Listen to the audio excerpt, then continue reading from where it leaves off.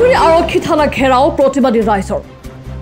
গৰু চুৰৰে মৃত্যুৰ অভিযোগ আৰক্ষীৰ বিৰুদ্ধে দুৰ্নীতিত জড়িত আৰক্ষীক চাকৰিৰ পৰা বহিষ্কাৰৰ দাবী শনিবাৰে নিশা গৰু চুৰত লৈ এক উত্তপ্ত পৰিৱেশ সৃষ্টি হয় জামুগুৰি আৰক্ষী থানাত জামুগুৰি হাটৰ পশ্চিমাঞ্চলৰ প্ৰায় 200 ৰাইজে আৰক্ষীৰ দুৰ্নীতি অনিয়মৰ বিৰুদ্ধে অভিযোগ তুলি আৰক্ষী থানা ঘেৰাও কৰি ধৰ্ণা কাৰ্যসূচী ৰূপায়ণ কৰে অসম পুলিচ হাই হাই দুৰ্নীতি বন্ধ কৰক আৰক্ষী হুঁচিয়াৰ দুৰ্নীতিত জড়িত আৰক্ষীক চাকৰিৰ পৰা বহিষ্কাৰ কৰক আদি শ্লোগান দি থানা চৌহদ উত্তাল কৰি তোলে প্ৰতিবাদী ৰাইজে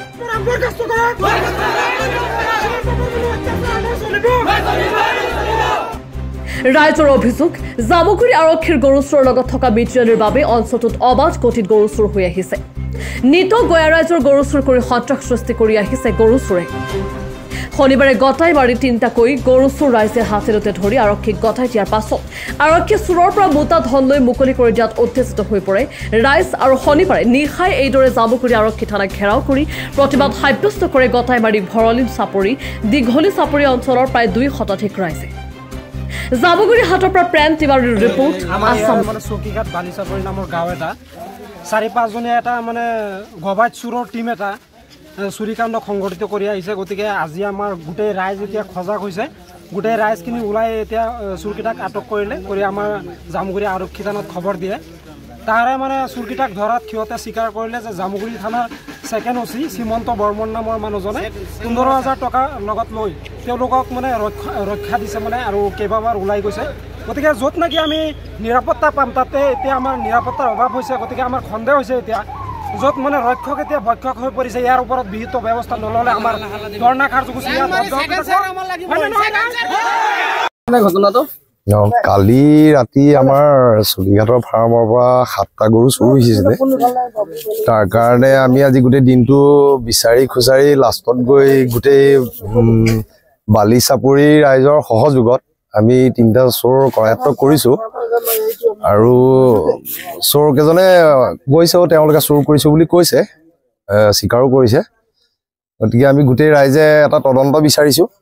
গোটেই ৰাইজে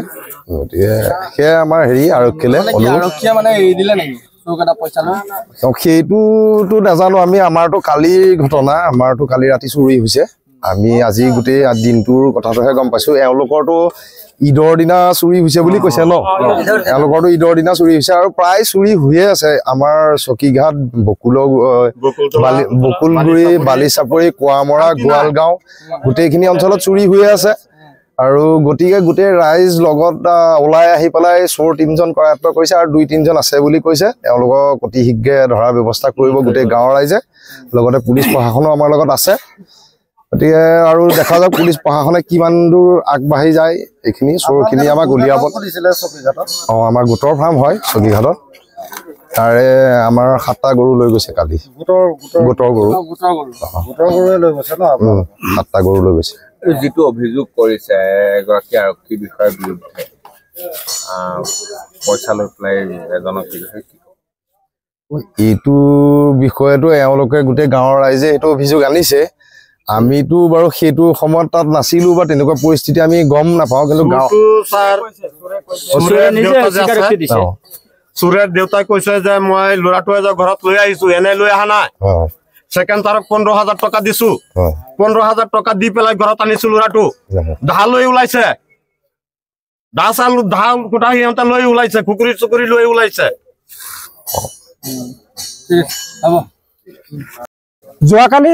কেইদিনমান আগতে তাৰমানে চকীঘাট বালিচাপৰি নামৰ জেগা এডোখৰত প্ৰায় 4-5 জনীয়া এটা মানে গবাদ চুৰৰ দলে বিভিন্ন সময়ত মানে অকল চকীঘাটতে নহয় বিশেষকৈ আমাৰ এই অঞ্চলতে ওচৰে পাছৰে গোটেই অঞ্চলতে গৰু চুৰি কাণ্ড সংঘটিত কৰি আহিছে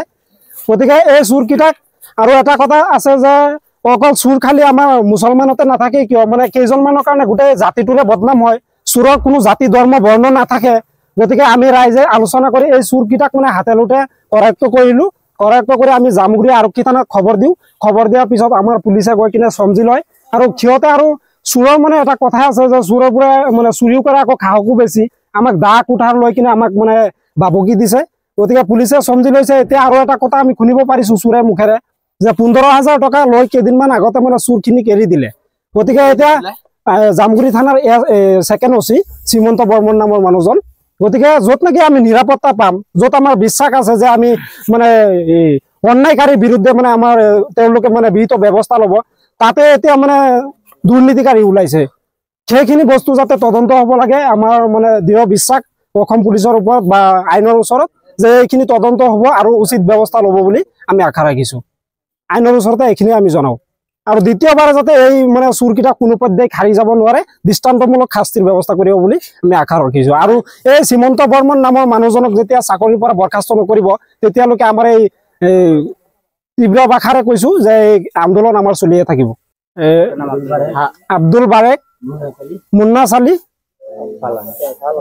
আব্দুল ফালান, এই 3জন। আৰু তদন্ত কৰিলে হয়তো 2-এজন ওলাব পাৰে। মানে 15,000 টকালৈ তেওঁলোকে এৰি দিলে। হয়, OC ছাৰক হাতত ধৰি পেলাই কৈছে যে ছাৰ আমি দুখীয়া মানুহ, হাজিৰা কাম কৰি খোৱা মানুহ, আপুনি যেনেকে হওক আমাক ন্যায় বিচাৰটো কৰক। ছাৰ আপোনাক হাত জোৰ কৰিলো, আপুনি মোক আমালোকক বচাওক। গলগাঁৱৰ মানুহকেইটাৰ হেৰি নাপায়, শান্তি নাপায়। আমাৰ বালিচাপুৰীৰ মানুহকেইটা শান্তি নাপায়, সিহঁতৰ কাৰণে নি পেলাই কাটি খাই দিয়ে গৰুৱে। গৰু ক'ত পাব? গৰু বাহিৰত নিনিয়ে। এই বাৰেক যে আছে সি 1 নম্বৰত সি আছে, সি 1 নম্বৰত আসামী। মানে তেওঁলোকৰ কাৰণে আপোনালোকে সকলোৱে বদনাম, একদম সকলোৱে বছৰে 2-3টা 4-5টা 6টা খাটা গৰু খাই দিয়ে সিহঁতে। সদায় ধৰক না কাপোৰ এটা লগাব পাঞ্জাবী, কামেকাদাৰ ভোটেলত আহি বহি থাকিব। আমি গোটেই দিন কাম কৰি গেলা খাব নোৱাৰি, সিহঁতে ইমান ফিটপাট হৈ থাকে, একদম জোতা টোতা লগাই পেলাই জামাগুৰি গোটেই দিন বহি থাকে। সিহঁতে কেনেকে চলে? গৰু ছাগলীৰ কাৰণে শান্তি নাপাওঁ। মানে আৰক্ষীয়ে পইচা দি